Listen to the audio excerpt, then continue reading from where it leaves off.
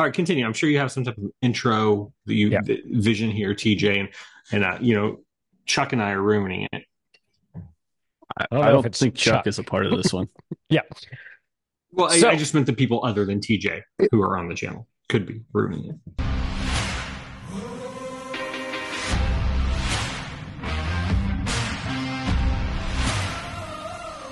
every year, we like to rank our bourbon that we bought throughout the year. We have a fun little side competition where Chuck puts in 10, I put in 10. We hope that I can win or Chuck can win. Brian just puts 10 in and sees if we actually drink it.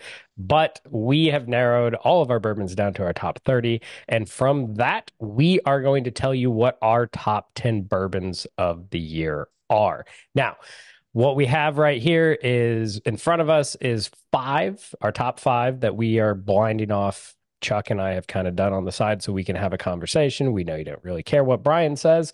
And Chuck is going to reel 10 through, what would that be, six? And then we are going to rank out these top five that we have tonight and then tell you what our top five are top of that.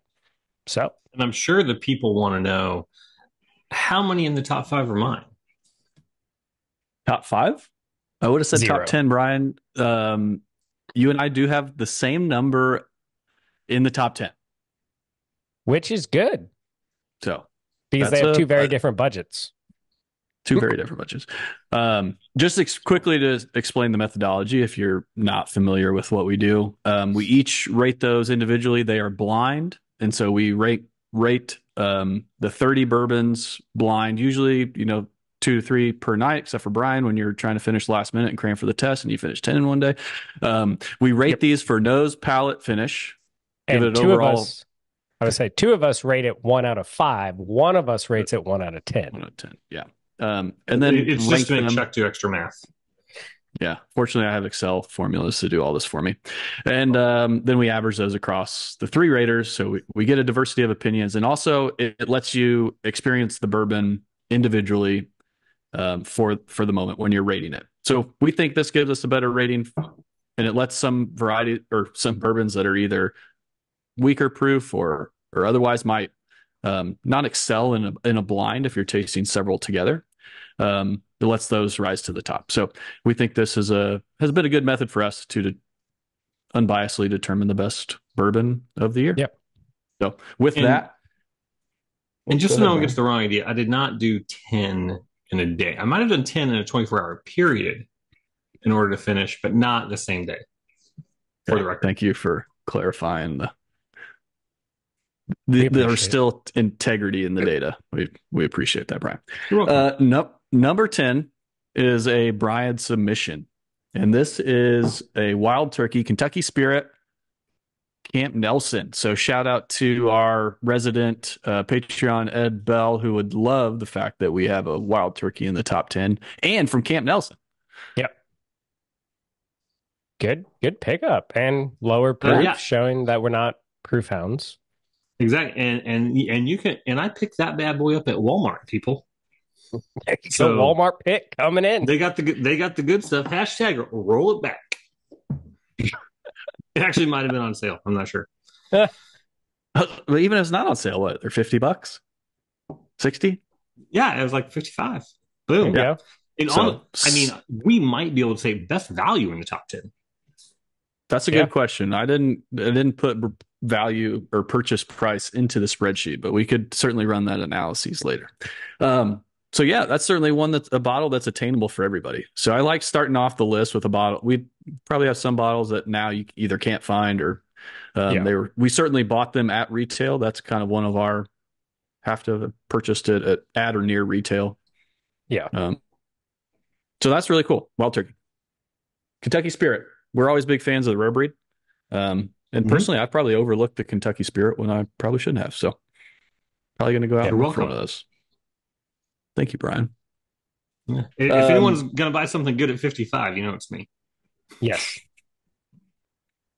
I mean, I bought a lot worse bourbons at $55. Yeah. Shoot, I bought a lot worse bourbons at $100. So I was going to say that too. There Yeah. it is. number 9, if Brian will ever is a little bit taterific. So this is a Weller 107 store pick, also from Brian. All right. Did you pick that one up at Walmart? No, I did not. So I actually have to give a shout out to a friend who just met, and it's about community and about connections, and um, met him through some other friends, and actually he enjoyed our VDN Starlight pick a lot, and so I just kind of like, dude, hooked up with, just kind of gave him a bottle as like a, hey, like, enjoyed hanging out with you, good to meet you. He called me a week later and was like, hey, you want a Weller 107 store pick? Like $75. I'm like, Yep. yes, I do. So, and Yeah, especially at that price. It's always been a good it's a good friend pickup. since. Well, I mean, we're fans of Weller 107, particularly when you can get it at a reasonable price. Yeah, Exactly. absolutely. And a store Coming in pick. at number Those are always fun. All right. Coming in at number 8. This is a Charlie submission, Chuck submission. This is Barrel Batch 34. So we're big barrel fans on the channel, as you can always see by the line of barrel that's 3 deep on my shelf. I picked 34. I blinded 34 and 35 off, and thought 34 was the deserving submission, and it comes in top 10. So that's a again solid pickup at $80. So we're rising a little bit in price, going from about 55 to 75 to 80 to 85. Yep. But still both affordable and findable. Is that a word? Yeah. Obtainable. We'll get fancy. Obtainable. Allow it. That's a better word. Gettable. Thank you. Gettable is the word. Gettable and edible. Okay, number 7. TJ, this is coming from you. This one I think was maybe the surprise of the top 10 for me, and this is New Riff wheat. Wheated bourbon, 8-year wheated bourbon. Tell us about it. So this is the limited edition for the Whiskey Club members, though it's small market. You might be able to find it. I know some people in Kentucky have found it. It is the 8-year-old Bohemian wheat bourbon. So they do special releases for the Whiskey Club members twice, once in the spring, once in the fall, and this was their fall release, along with an 8-year-old malted rye, which might show up in our best whiskeys of 2023. So stay tuned. Okay. Number 6, and I just realized I made a counting error. Brian, I told you that we had the same number in the top 10, and I was wrong. I have one more than you, and that is number 2. So number 6 is the Hirsch Double Oaked. Ooh. So TJ, do you remember what day this was on your advent calendar? Oh gosh, I think you did it one of those.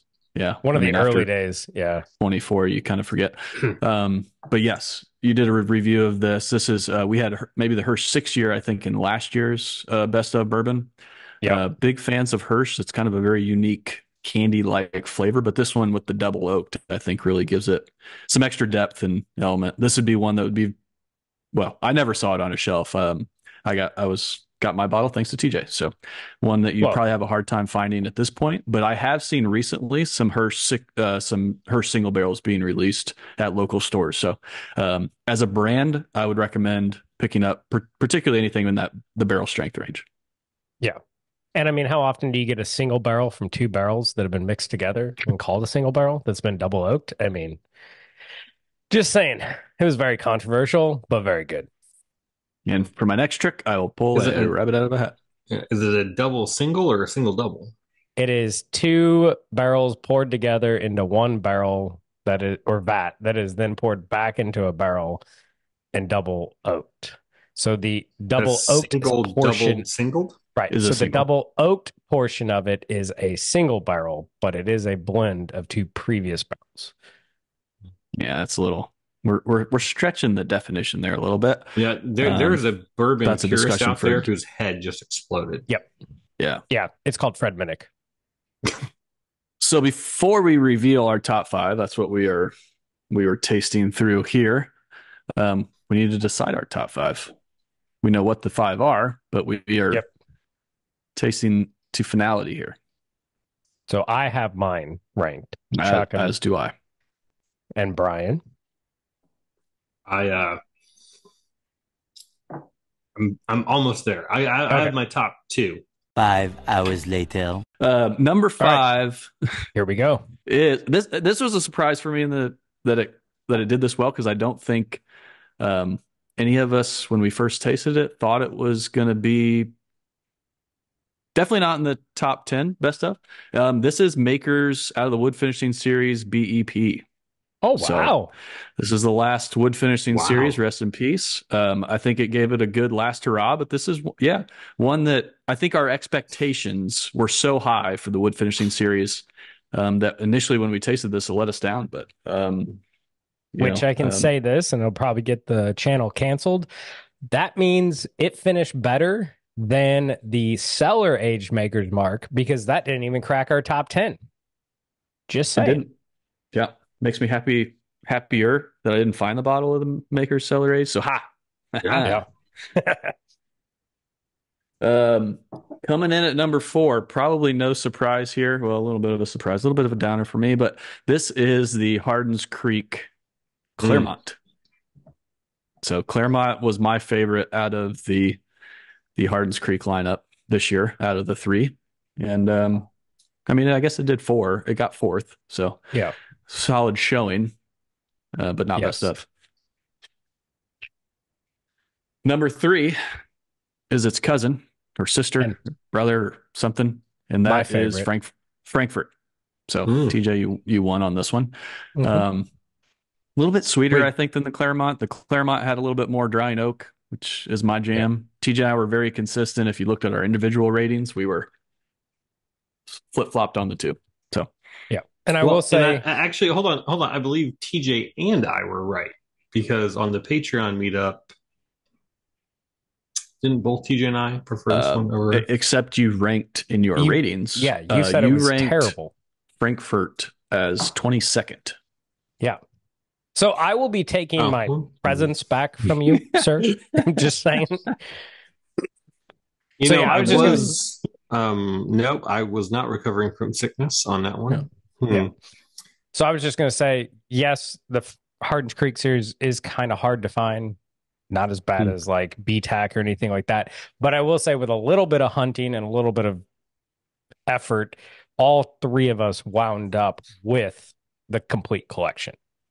So And I was seeing recently, just sitting out on a shelf, the 375s of the full yes. series. So I don't Mhm. know how much longer that's going to be on a shelf, but you can still find those. And honestly, that's a worthwhile pickup if Yeah, you for can taste through those three. Yeah. yeah, 180 for 375s, getting the whole thing is pretty awesome deal. So Yeah. They're 17-year bean. yep. It's amazing. So I'm going to turn it over to TJ here for the last two because literally we came down to it was tied going in from all of our Multiple ratings, times. and then it was tied again after the blind. Yep. So TJ had to bring in a I brought in tiebreaker. the So boss, and she decided for the third year in a row, Chuck wins. So number 9C takes it over number 14. So once again, even though I'm stacked in the top 10, I cannot bring home the trophy. TJ, we're drinking the 30 best bourbons of the year. There are no losers here. That is true. So second place is Baker's 13. So Baker's this is 13. a bottle that personally I haven't had before. So TJ, tell us about it. So Baker's, you can see on the shelf all the time. It's usually about 7 to 8 years old. But Beam is doing limited editions of the 13-year-old Bakers. And so when I was at one of the dinners at Jim Beam, they just happened to pull out a bottle. And I know Ed Sturger and Ed Bell, some of our Patreon members, were saying how good it is. So I picked it up on a whim. I think it's okay. I in the rankings didn't rank it as high. I know that much. But it is good.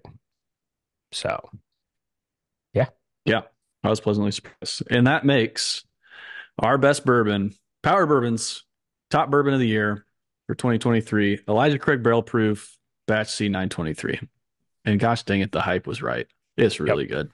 And I would like to caveat this with I wanted to enter it, but I had other bourbons I needed to enter, so I gave it to you. So technically, I get half the win. Yeah, you chose to enter the Frankfurt and the Claremont I still said when you Frankfurt was could the have had the best. Elijah Craig Barrel Proof. I So, still ranked Frankfurt the best. no, well, somebody's a sore loser. So there you go. Those are our best of.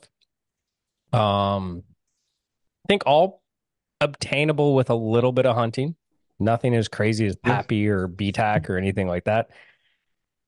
And We again, enter those? our best one is under $100. So, I think that's the best value in bourbon. Continues to be. mhm. And I mean, let's just face it, like the Elijah Craig Barrel Proof, number one, attainable, good value.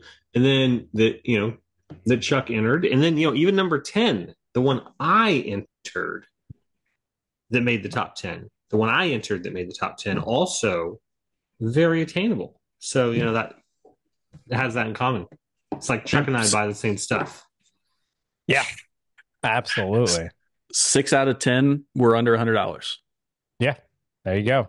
So you can find good bourbon under $100 with a little bit of hunting, a little bit of effort. But once again, thank you for watching. Again, light us up in the comments below. Tell us how terrible we are. And we chose all these rare and hard to find bottles and whatnot. There's no BTAC in here. Yeah, Could have been there worse. really isn't. Like, yeah. I mean, we don't hunt. We don't pay secondary. We found all of these, just a little bit of hunting. Unfortunately, we just look like that we like a lot of Jim Beam products. But Jim, I'd say, Hey, they had a good year. Let's be honest. I was going to say, this was the year of Jim Beam. So, all right. Any final thoughts? I'm in the top Simpson. 10. Yes. There you go. I mean, Brian that's is a ranked. win. He ranked. channeled his inner prime. He is did. what is he or It he feels is- good. I was like I am over him. for like 2 years in a row. Yeah. All right. There we go. Stay tuned for our best whiskeys of the year. That's going to come out sometime in 2024 for 2023 because unfortunately we all have jobs. Until I somebody promise gives us I'll have a top $1 million. 10 finish in there. Oh, Take that if we to the only bank. submit 10 samples. All right. Exactly. Cheers, and we'll see you next time. Stay neat. Arbor.